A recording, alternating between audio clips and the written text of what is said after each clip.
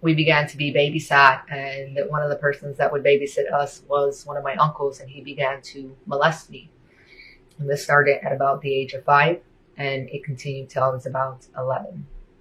And so when my dad would come and pick me up, he was just so upset that I did not want to be touched. I didn't want to be hugged. I didn't want him. I would just push him away and say, like, no, like, no. And so he took offense because he was like, what did I do? Why are you treating me this way? What's wrong? I mean, he was upset. He was crying. And even now, thinking about it and talking about it, my heart breaks because my dad lost his little girl at that point. I was no longer the same person. I became cold. I said I didn't want to be touched. I didn't want to be hugged. I didn't trust anyone. I'm going to start back to when I was 4, because that's kind of when I can see in my testimony a transition of all the things that had gone wrong to God working in me to bring peace and also make them right in my own heart. So when I was 4, my grandma and my 2 aunts lived with us. And during this time, my 2 aunts were younger teenagers. And for some reason, they thought it would be really funny to basically torture us. I had 4 brothers and it was me, the only girl. And so when my mom and my dad were not there, things started to go really wrong and get really scary for us. One of the first traumatic memories I have is that my aunts led us into a room and they basically tricked us to go into this room by ourselves. And after we entered the room, they closed the door behind us, but turned off the lights before they did that. And after they closed the door, they began to bang on the door. And they were yelling, Freddy Krueger's going to get you. Michael Myers is going to get you. The devil's going to get you. And I was still pretty young. I wasn't completely aware of what these things were. But I did know a little bit about the devil and that he was bad. But based off of my brother's reactions at that moment, I knew I should be afraid because they lost it. They turned around and they just started banging on the door and screaming and yelling. Let us out. Please let us out. I want my mommy. I want my daddy. And because they freaked out, I freaked out. And the only thing I had to say to get everything to stop was, I'm going to tell my daddy. And that's what ended it. And this did happen a few more times. However, it only happened to my brothers and not to me because they were afraid that I would tell on them for myself and then get them in trouble. But because that happened, I developed from that moment on a complete fear and anxiety that I felt like I had obviously no control over. It would just come upon me. When my parents were gone, I was afraid. When new people would come around, I was afraid. When my cousins would come around and they would play games, I was afraid to play with them because sometimes they would say, we're going to play Freddy Krueger or we're going to play this or that. And I would be like, no, I'm not. And I would go hide. Well, at about the same time, my dad and my mom got a divorce. And this was another major event in my life that affected me so much. And so when my dad was leaving, I wanted to go with him. I was daddy's girl. And so I asked him, can I go with you?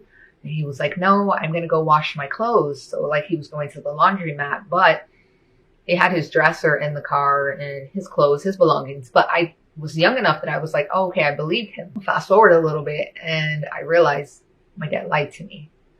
And so after that point, I honestly can tell you, I don't think I ever trusted anybody ever again to be telling me the truth. And if I did believe them, there was always that skepticism in the back of my mind, oh, maybe you're lying.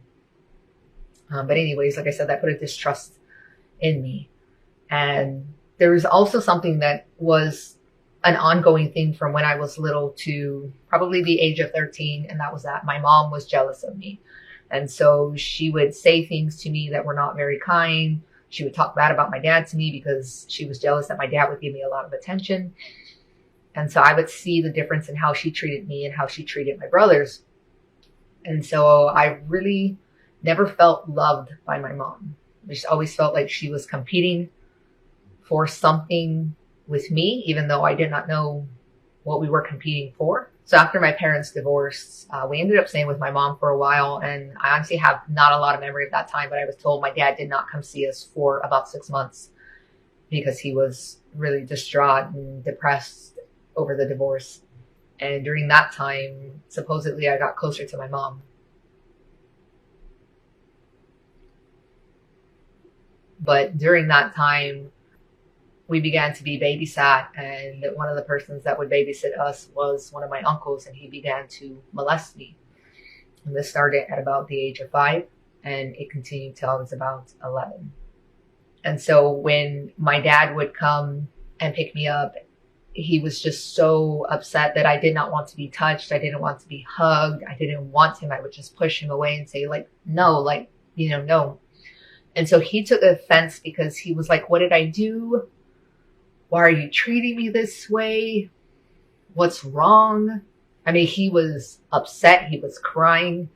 And even now, thinking about it and talking about it, my heart breaks because my dad lost his little girl at that point. I was no longer the same person. I became cold. I said I didn't want to be touched. I didn't want to be hugged. I didn't trust anyone. I think at first I didn't trust people to not, maybe scare me like my aunts were doing. But now I no longer trusted anyone to be near me, to touch me, because I didn't know what else would come of it. My mom started using drugs and partying and just kind of, getting a little out of control. And during that time, she would have some of our second cousins come over, and sometimes she wouldn't be there. And so I remember one time one of the aunts or one of the cousins coming over, and we weren't always fed like we should have been. And so my brother was on the counter and he was going through the cabinets trying to look for something for us to eat. And I was in the kitchen with him, and this cousin comes in and she just starts yelling like, what are you doing? And she literally picks up a cord and starts swinging it at my brother over and over, and it hits him in the legs and he falls off the counter. And I am just sobbing and screaming, stop, you're hurting him. Don't do that.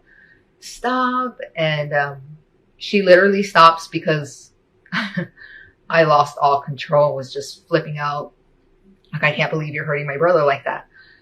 And, she tries to comfort me like, oh, it's okay. It's okay. And I mean, my brother just literally fell off the counter, and he was only, I want to say like 5 or 6, somewhere around there. And that's my memory of that. And it was just like, man, like, I hate new people. I don't trust them. Well, fast forward, and my mom gets married, and my dad also gets in a relationship with who's now my stepmom. And so the man that my mom's in a relationship with, I don't really think he ever liked us. And they both used drugs together. And so we suffered because of that. There were times where they wouldn't feed us because they were passed out in the room. And then sometimes we would be sneaking around in the kitchen to try and find food. And sometimes even the dog food. And if they would catch us, especially my brothers, they would make us kneel in the hallway on tile. And sometimes they would throw ice. And you would have to kneel on the rice. And then they would go in the room and they would pass out again and forget they left you there. And so sometimes we would, sit back down, and they would come out of the room, and if they caught you down, this was mostly my brothers. My stepdad would run a leather belt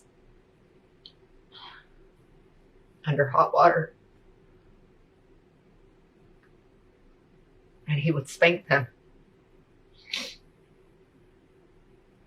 And if they even flinched, he would spank them again. And they have so many more traumatic stories, but those were only the ones that I witnessed. And so it was always like, man, all these people we were supposed to be able to trust, they would just betray us. My mom, I don't know why she never came out, why she never said anything about it. It was like she was fine with it. My mom had custody of us, and so my dad only got to see us on the weekends and on Wednesdays. So when we would go with him, it was a lot better. but it wasn't that good. My stepmom, she was wonderful. I mean, she took care of us. She fed us. She washed our clothes. She just treated us like a babysitter would, kind of, or a nanny. She never extended the affection that a mom would. And her kids, we were different. We were raised with rules. We weren't allowed to cuss. We weren't allowed to fight. We had boundaries. Some of them were good. Some of them were bad. But her kids liked to fight, and they were raised in an environment where, you know, there were drugs and gangs, and we learned these things. But also when we would go there, the house that they lived in belonged to their father who had passed away. And so when they would get mad at us, they would tell us, well, get out of my house. This is my house. My dad left this house to us. We just always felt also out of place, because we knew at my stepdad's, there were 3 rooms, one where they stayed, and then there were his 2 daughters, and they each had their own room. And there were 5 of us, and we all had to sleep in the living room. And so it didn't exactly feel very comfortable or like home. And then we weren't allowed in any other part of the house except for the bathroom. So then when we would go to my stepmom's, we were allowed to go everywhere, but then we would get told that, you know, get out. We don't want you here. And it was like, what do we do? I don't know what to do. You're telling me not to be here, but like, I don't want to be here anymore because you don't want me here. And all this time, the molestation continued. Anytime we had family gatherings, or I saw him, he would somehow have an opportunity to do something to me. It was just awful. So I was always insecure, always anxious, hiding. So when my mom was with my stepdad, before they got married, my mom sent us to my dad's for a while, and my mom had a baby. And it seemed like we were gone for quite a while. And it was like, okay. And it was like, she's married. And it was like, okay, like she didn't even tell us any of these things. That's interesting. And so she was kind of in and out of our lives, where my dad, I felt like, was always consistent. We knew when we would see him, and if we were too far away, because eventually my mom left my ex-stepdad and joined the army. Well, she gave us to my dad, and then she took us back after she was done with her basic training. But even when we moved, my dad would still drive to pick us up, bring us back to where he was, and then drop us off again. So he wasn't neglectful in his visitations. While my mom was in the military, she wasn't always there. It was kind of weird. She would come home late. Sometimes we'd be like, what do? We need to eat. And, you know, there were my 4 other brothers. And so we would try whipping something together. We didn't know how to cook. And so we would just, you know, make a mash, I guess. But because she wasn't there, I want to say my brothers got into a lot of things they shouldn't have during that time. I was always standoffish. I didn't trust anyone. I didn't trust my brothers because I knew they would get into stuff that they shouldn't. So my mom ends up getting out of the military. We go back with my dad until she's discharged all the way. And then she takes us back. Well, when she takes us back this time, when we're with my dad, though, we don't see her for a while and we don't hear from her. So it was like, she never felt like she had to call or talk to us. It was just like, if we were gone from her, we were gone and she was gone. There weren't that many check-ins. So she gets out, gets an apartment, and takes us back. Well, she moves us into the ghetto, like drug addicts and a creepy place. And she starts using drugs again. And my mom was promiscuous, and we didn't have any doors, but we had like sheets up as the door, and she would be having intercourse in another room, and it was loud and very inappropriate, very uncomfortable. I was always anxious there too. Well, it started to happen again where she stopped having food for us and wasn't able to provide. So my dad would come over and drop us off food, and we would call him like, Dad, we're hungry. We don't have nothing to eat. We don't know where Mom is. We don't know what to do. And so he would come and he would drop us off food. And then there were times in the middle of the night, my brothers would sneak out of the house and go swimming at a pool down the street when it was closed. And like, I was just always afraid for them. I was always scared something bad was going to happen. Well, eventually my dad comes over and visits one day without calling, without us calling him. And my dad sees my mom's arms are all full of, track marks from shooting up. And he just told her, have the kids ready. I'm going to pick them up tonight. And so he came and he picked us up. But I don't ever remember a conversation of, your mom's on drugs, you can't be with her. You're going to come with me. You can't stay with her. It was just like that, a change. So we don't hear from her for a while again. And we hear from her again. Like, our life was just so dysfunctional. My mom hated my stepmom to the point of, like, it was just so uncomfortable. We would have birthday parties, and sometimes my little brother, we had it our birthdays were on the same day, so he would invite my mom. When my dad and my stepmom were throwing the party, my mom would come. And I was, like I said, just so scared because my mom really just wanted to beat up my stepmom. There was always anxiety. Well, my mom ends up going to rehab, and my dad takes us to visit her. And I remember just a coldness from that point on of, I don't want to be near my mom or close to her in my heart. I don't want to love her. And I wouldn't say I phrased it in that way, but looking back, that's what I wanted. I wanted distance between us that was permanent. I didn't want her to be able to hurt me anymore because she would, like I said, disappear and not call. We wouldn't see her. So I was cold, and she was trying, but she honestly never could, just keep it together. She'd always find another bad boy into drugs and go that way, or, party. So anyways, fast forward, my dad and my stepmom end up breaking up, and my mom and dad get back together. And during this time, though, this uncle that molested me, we end up moving into the same house where he lives because my grandparents and him lived together. And because my stepmom and my dad broke up, that's where my dad moved us. And that was kind of like torment. The molestation stopped at like 11, and he was confronted. Well, I don't know what happened to him, honestly. I don't know what was said to him, if anything, other than things for myself had to change. Like, people no longer, the uncles could no longer hug me. They had to shake my hand. I had to shake their hand. So it was evident that everybody knew something. And so all the men would extend their hand, and, we would shake hands. My uncle, I don't really think there was like a change other than he stopped touching me. But he was still loud about me, if that makes sense. Like, oh, hey, da da da. I was just like, don't talk to me.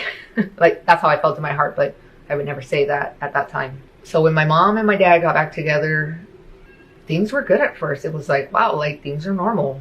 We're being taken care of. We're fed all the time. Nobody tries to kick us out. Nobody's mean to us. My mom was a good mom when she was present and trying.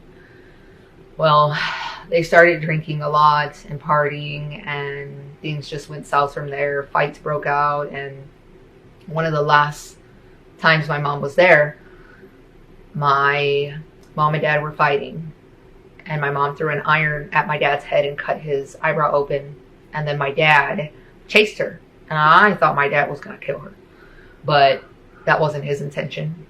So my mom jumps out of a window, and my dad catches her, and he pins her down, and he just lets all the blood drip onto her face. And I'm like yelling at my mom, Mom, just go, just leave. Mom, get out of here, just go. And so she leaves, and they're no longer together. And my dad and my stepmom start talking again. And my mom stays gone for a long time again, and then all of a sudden she pops up months later, and she calls and she wants to talk to me, and she tells me, I want to tell you what you did that hurt me the most. And mind you, I was already cold towards her still. I never let her get close to me again. And I was like, what? And she said, when you told me to leave, that hurt me the most. And I didn't explain to her, though, that I wanted her to leave because I thought my dad was going to hurt her. I was like, just go, like, get away, run away. You'll be safer if you're not here. But she interpreted it as I didn't want her there, which was not true. And anyway, so she said that. And because I was angry at her, I put the phone down and was like, whatever. And I told my brother, your mom wants to talk to you. So that was probably Thursday. And my mom was telling my brothers that she wanted to pick up us 3 bigger ones. She hardly ever wanted to pick up my 2 younger brothers, who were literally only 1 year younger than us. And I don't know, that was just weird. But I didn't believe her she was going to come for us. I didn't believe her she was going to pick us up, because she would say she was, and then she didn't. So then Friday rolls around, she doesn't pick us up, and I think it's probably sometime in the evening already, and my dad was going to go to my stepmom's house, and I was like, well, I'm going to go with you. I mean, I'm not just going to sit around here. So while we were at my stepmom's house, my dad gets a phone call. He came to me, and he's like, I have something to tell you, and he was crying, and I was like, what's wrong? Because my dad never cried. And he was like, your mom, she shot herself, and she's dead. And I was just stunned, like, what? Throughout my younger years, I did grow up somewhat in and out of the church. My mom was Pentecostal, my dad's side of the family was Catholic, and we did have a cousin who took us to a Baptist church. And so we had some knowledge of God, the devil, the salvation message, but it never was personal. And my dad and my stepmom used to send us to a church where the bus would pick us up and take us, but they would never go to church. And so at that point, I rejected God. I said in my heart, there is no God, because if there was, he would have never let this happen. And that was when I was like 13 years old. You know, prior to that, I used to always look for the first star, because supposedly, you know, you could make a wish and it would come true if you wished on the first star. And I was always wishing, like, I just want to be happy. I just want to be happy. You know, at such a young age, I didn't even realize how unhappy I was. So between the ages of 13 to probably 21, I full out rejected God, and I lived my life like I didn't believe in him. I began to party. I became promiscuous. I began to drink heavily. By the time I was 15, I had my first pregnancy that ended in a miscarriage. And then by the time I was 16, I was pregnant again. And this time I had a baby. And when I had my son for the first time, I could honestly say, like, wow, this is what it is to love somebody. Like, I've never known this kind of love, not even, you know, to my family, to my dad, to my mom, no one. And so a series of events began to occur that drew me to cry out to God. I had my son, and then a year later, I had my daughter. And when I had my daughter, I had prepartum depression that transferred over into postpartum depression, and it was really bad. And I had a really bad struggling relationship with my ex, and I just came to a place where I felt like I needed out, and I needed to find happiness. So that relationship ended, and I started going out partying, and then I ended up with who's now my husband. And while I was dating him, my ex sexually assaulted me, and that sent me back into an even worse depression where I became suicidal. I was severely depressed, had really bad anxiety to the point of getting on medication. And it also I started arguing and fighting all the time with my husband. And so every day was an argument. Every day I just took everything out on him. And I felt like any love that I had for anybody was gone. I felt like I didn't like people. And because we were always fighting and arguing, I just came to a really, really low place. And I remember being in the hallway, you know, just in a ball, with my knees curled up and crying and sobbing. And I just cried out, God, where are you? Why won't you fix this? And from that moment, I literally can see God starting to draw me. It was pretty amazing. One of the first things that happened was I ended up having my husband take me to a hospital because I was serious that I wanted to die. And so I was there for 3 days, and they asked me, what can we do to make sure you never come back here? And I was like, well, I would like a marriage counseling session. And, you know, they were throwing the back like, whoa, what? Nobody's ever asked for that. And I was like, well, if you can't do it, then just forget it, you know, whatever. And they were like, no, we can arrange it. You know, we'll have it set up. And so they did. And for the first time in a long time, me and my husband, we had a conversation. We heard each other, even though it hurt. But we were talking. We were having a civil conversation. You know, and another thing that I learned while being in there was how immature I was. I thought the world revolved around me, my wants, and my desires, and that people should cater to them.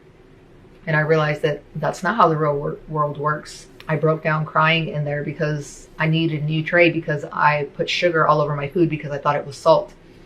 And I went to my room and I sobbed like a baby, like, honest to God. And I remember hearing in my thoughts, like, look at you, what are you doing?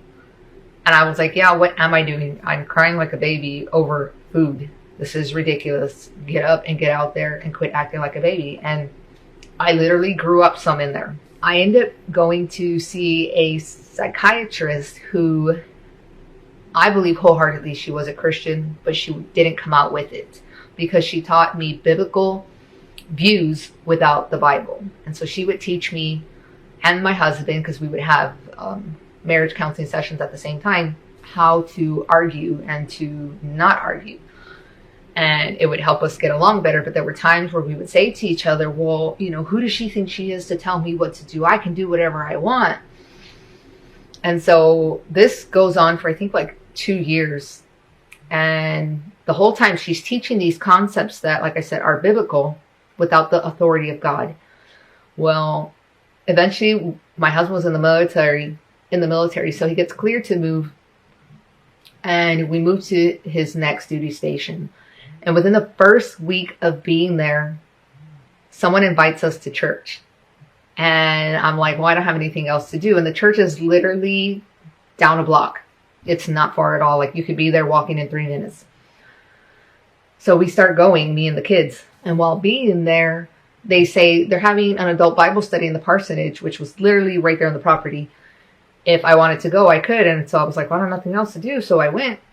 And it was pretty amazing. I began asking questions. And I had legitimate questions.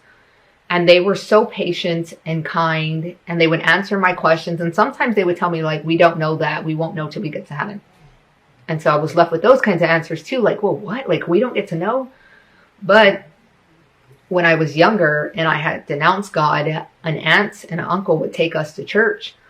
And I would ask these questions. And people would literally roll their eyes at me, be smug, nasty, and walk away from me. And I would think, fine, like, if you don't want to answer me, I don't need your God. You know, you're full of it. All y'all are hypocrites. Because when we were at the church, there was a bunch of bickering and fighting in there and people fighting over boyfriends and girlfriends. And I was like, I don't need this. This is like high school stuff. This is just drama. I don't want drama in my life. Needless to say, at a young age, I continued to reject God and the church because of all the drama that it had. So anyways, while I'm at this church, I see a few things that catch my eye. There's salt and light at this church.